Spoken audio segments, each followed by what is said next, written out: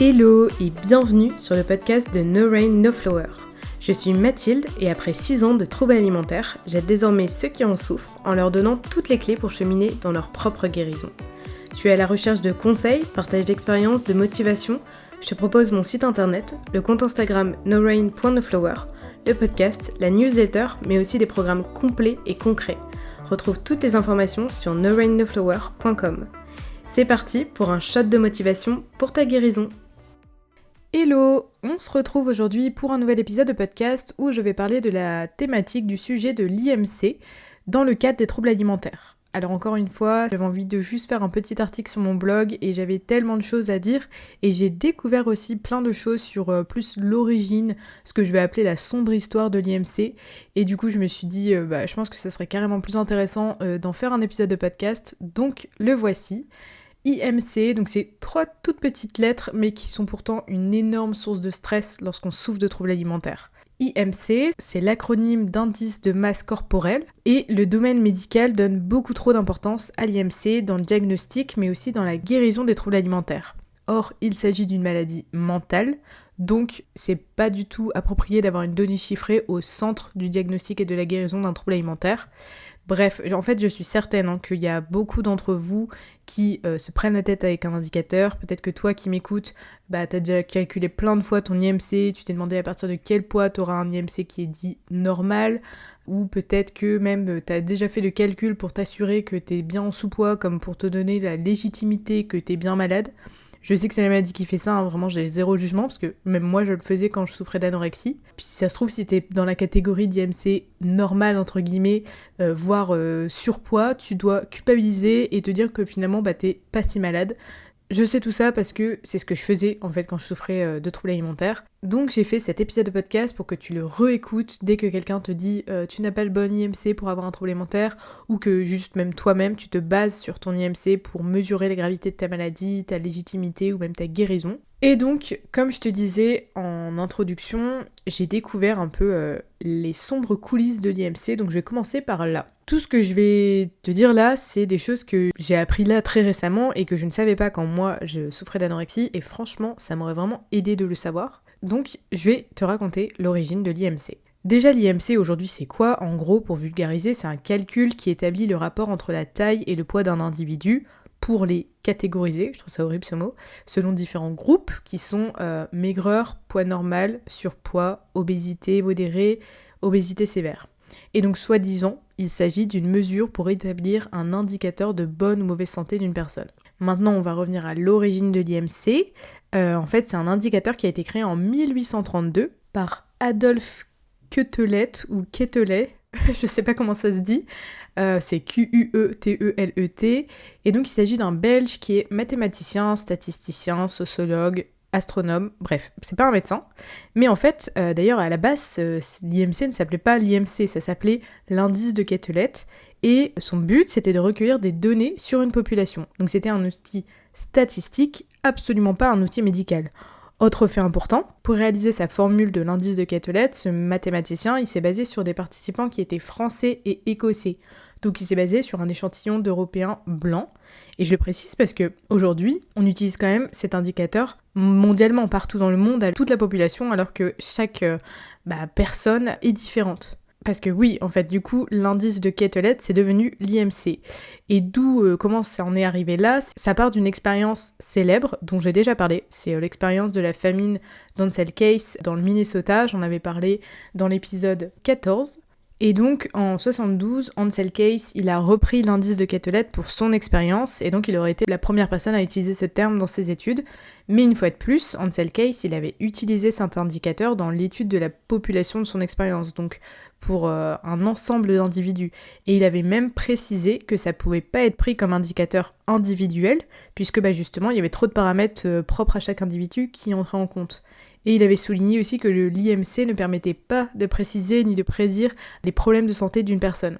Donc finalement, ces scientifiques, ils avaient fait leur boulot de prévention, on va dire. Historiquement, c'était donc un outil statistique qui était utilisé par des scientifiques, pas des médecins, et ces derniers, ils avaient même spécifié que c'était pas un bon indicateur médical, encore moins un indicateur personnel, pour un individu. Eux, ils l'utilisaient toujours dans l'étude d'une population.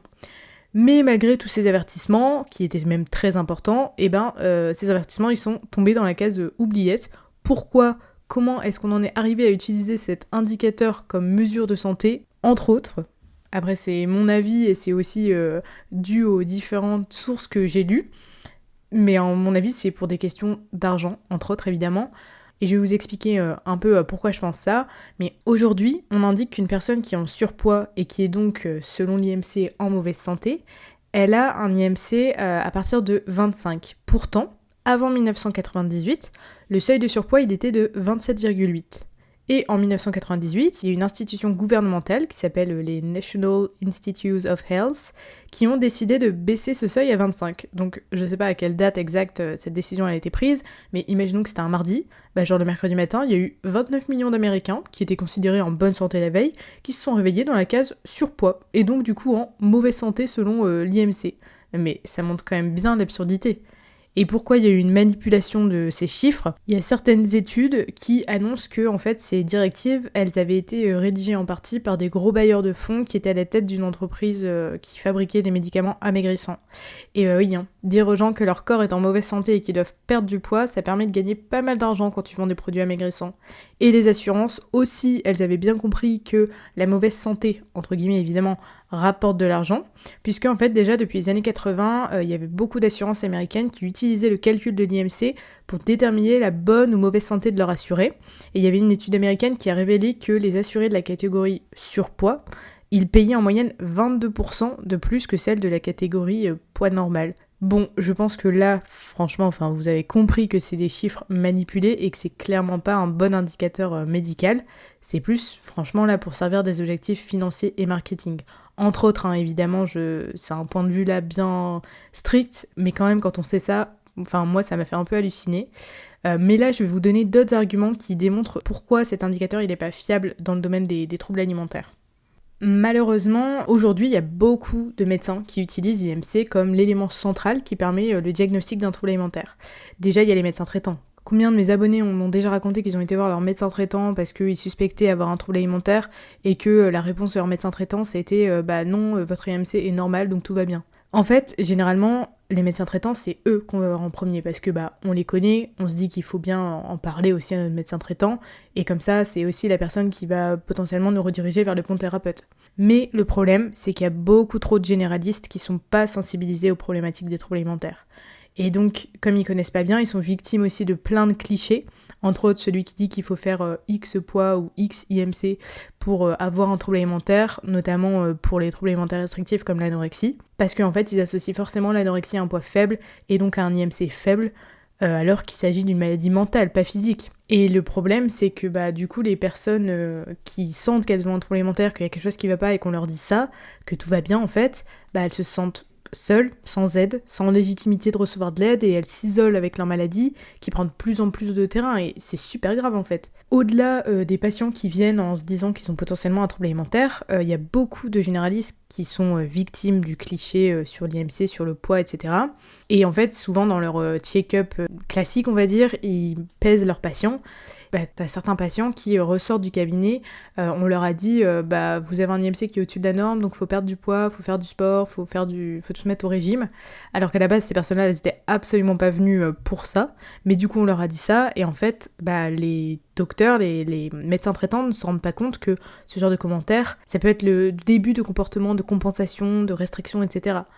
Alors attention, je dis pas que les médecins sont à l'origine des troubles alimentaires, j'ai rien contre les médecins traitants, d'ailleurs je trouve que c'est un très beau métier et on en a besoin, mais à mon sens ils sont pas suffisamment sensibilisés aux maladies mentales qui touchent pourtant énormément de monde, et en fait leurs commentaires peuvent être vraiment des déclencheurs à des comportements, comme je disais, de compensation, de troubles alimentaires, parce qu'en fait ils représentent une autorité importante, donc les patients ils ont confiance en ce qu'on leur dit quoi.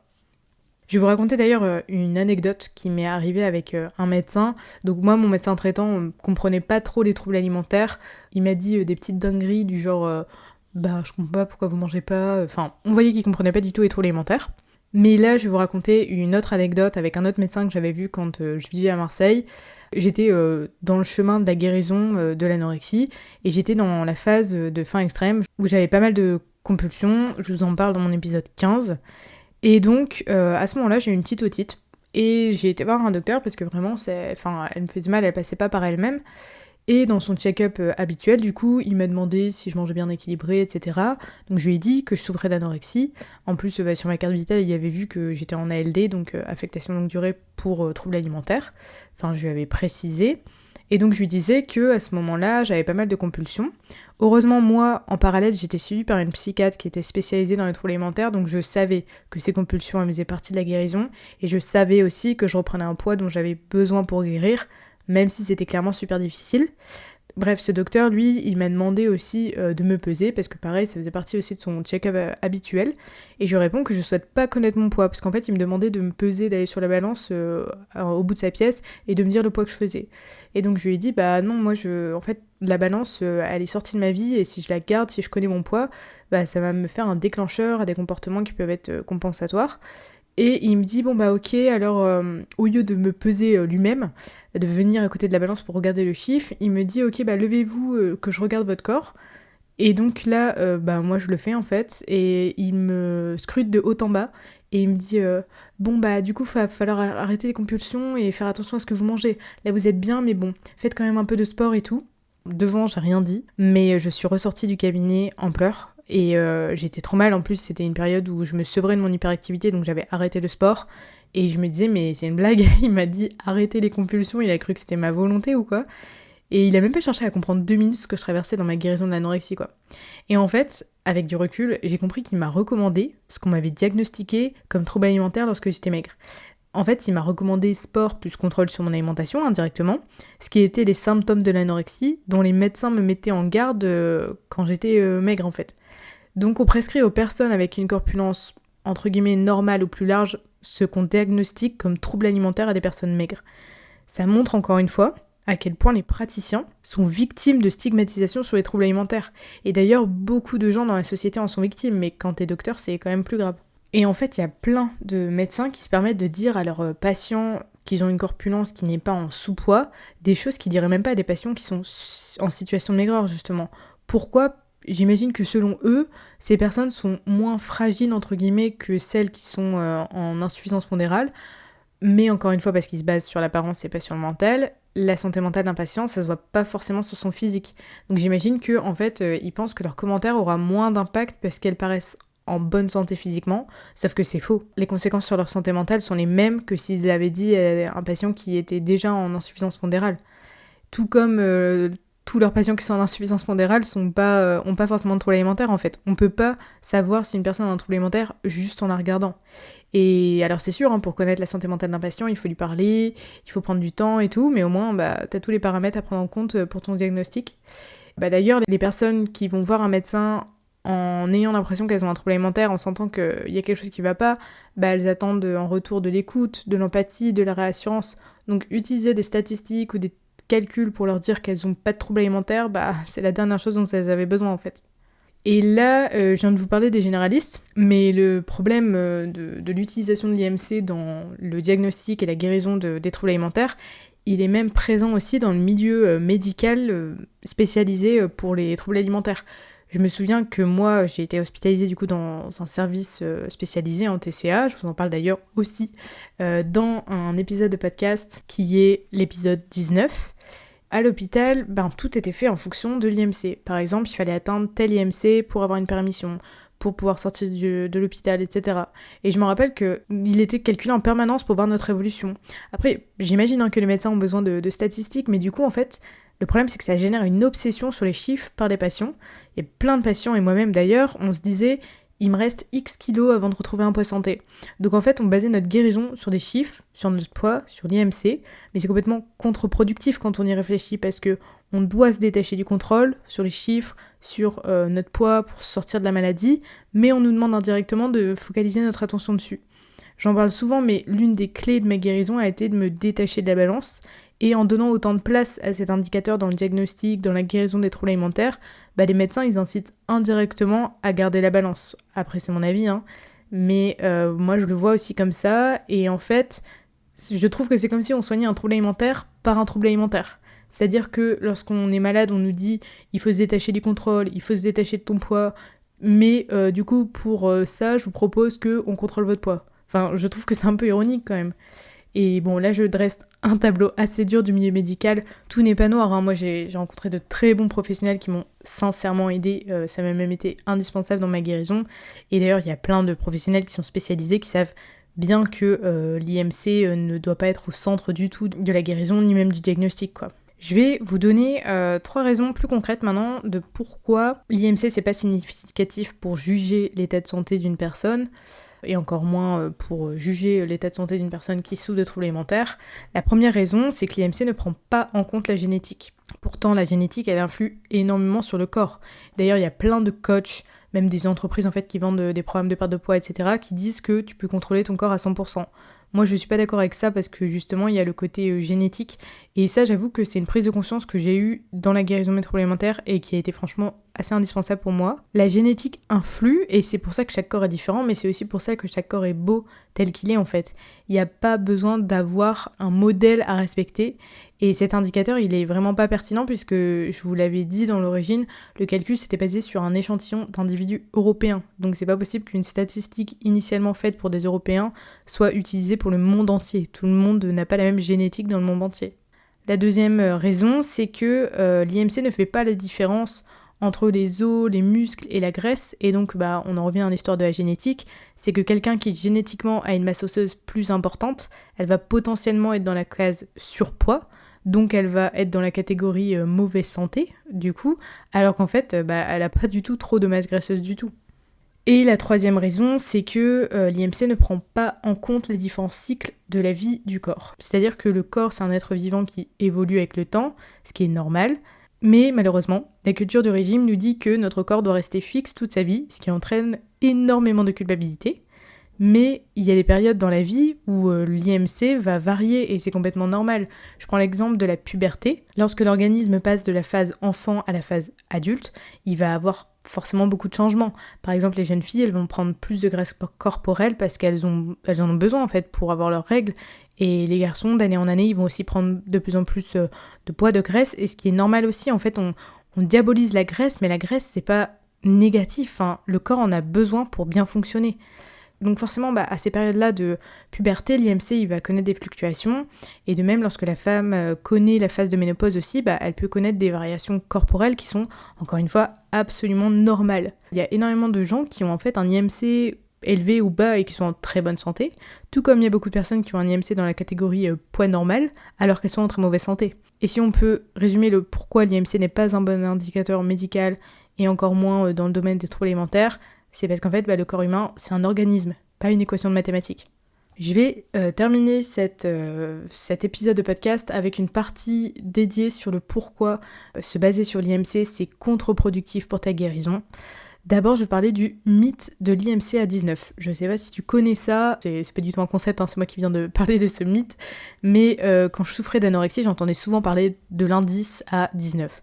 C'était un peu genre l'objectif de tout le monde, j'avais l'impression, quand j'étais à l'hôpital.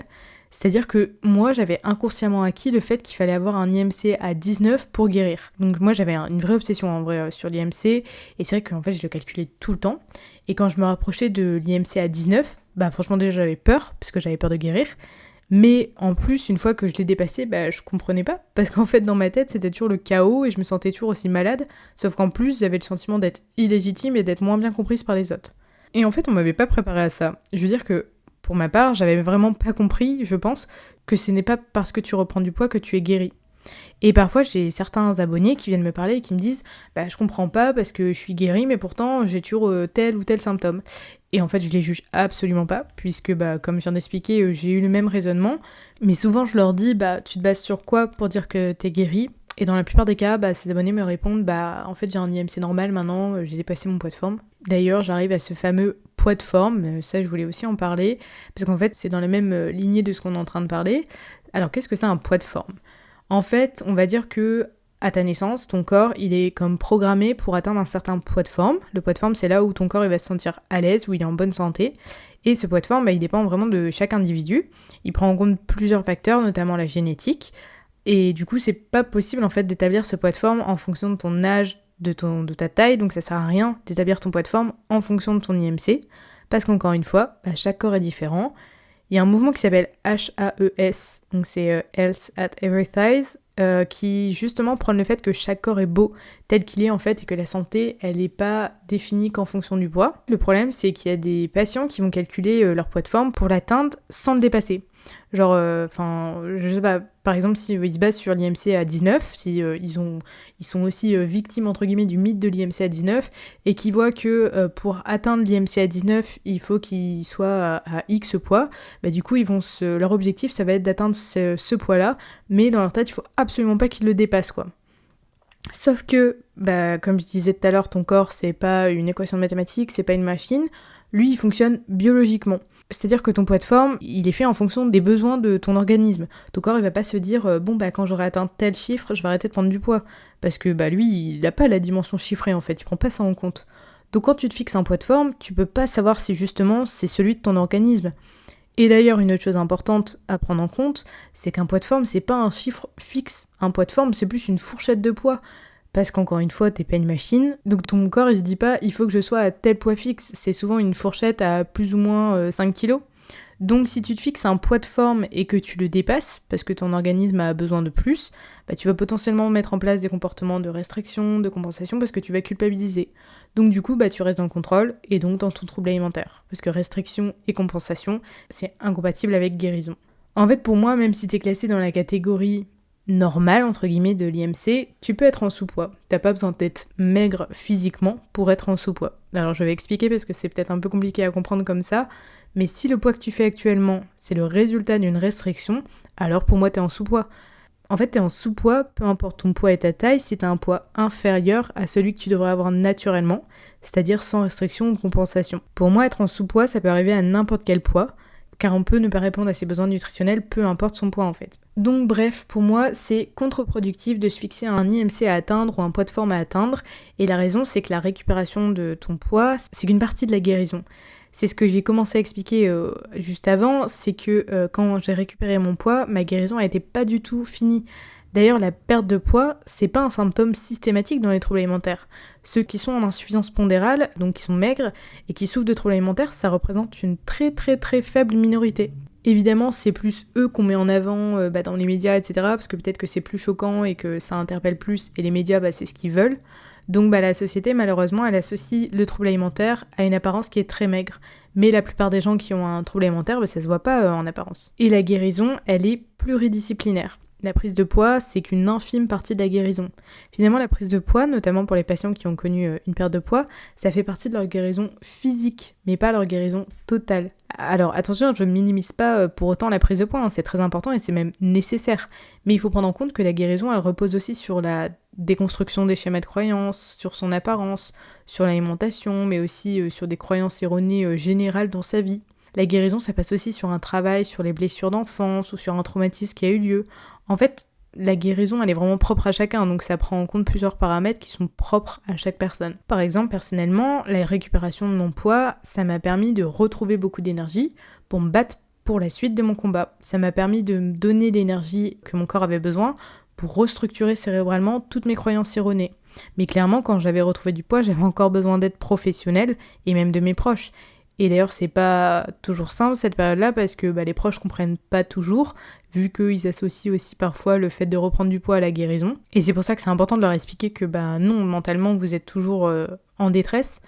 Mais moi, j'ai continué d'avoir un suivi professionnel médical, même si j'avais repris le poids que j'avais perdu. Et ça pendant plusieurs années. Et c'est là où je pense qu'il y a pas mal de personnes qui abandonnent, entre guillemets, à ce moment-là, puisqu'elles se pensent guéries, alors qu'en réalité, elles en ont besoin pour justement approfondir vraiment leur guérison et pas rester dans une quasi-guérison en fait. Je sais franchement que c'est pas simple et que en plus c'est une période où on se sent illégitime et moins compris par les autres, mais il faut vraiment penser à soi dans ces moments-là et vraiment se dire que t'agis pour ta guérison, ta vie, et que le regard des autres, même si c'est difficile, il faut prendre du recul parce que c'est vraiment ta vie, ta santé. Bon voilà, j'arrive à la fin de mon épisode, je vous ai dit tout ce que je voulais vous dire sur l'IMC. C'est hyper important en fait de se détacher vraiment de cette notion d'IMC et de plus du tout le prendre en compte, tout comme c'est hyper important de se détacher de la balance. Ça c'est vraiment ultra important, je ferai peut-être un épisode là-dessus, mais moi vraiment si j'avais gardé la balance, donc si j'avais continué de connaître mon poids, je sais pas si je serais sortie de mes troubles alimentaires parce que vraiment c'était primordial pour moi de me séparer de cette balance. Et d'ailleurs aujourd'hui j'ai toujours pas de balance dans ma vie et je m'en fous, ça fait des années que je connais pas mon poids et ça change absolument rien parce que mon poids c'est quand même la dernière chose importante me concernant. Voilà, n'hésitez pas à me dire ce que vous pensez de cet épisode, de tout ce que je vous ai raconté. N'hésitez pas aussi à me mettre une note dans votre plateforme d'écoute si ça vous aide. Si je vous aide, ça me permet aussi de m'encourager. Et puis, n'hésitez pas enfin à réécouter cet épisode dès que quelqu'un vous dit que vous n'êtes pas assez malade parce que votre IMC est trop bas ou que vous-même vous pensez ça et que vous vous sentez illégitime. Vraiment, c'est hyper important. Parfois, on se dit c'est bon, je l'ai déjà écouté, mais parfois le trouble alimentaire il est tellement omniprésent que il arrive presque à te convaincre et donc c'est vraiment important de réécouter les choses. La répétition vraiment aide beaucoup. Merci pour votre écoute et je vous dis à très bientôt pour un nouvel épisode. Ciao ciao!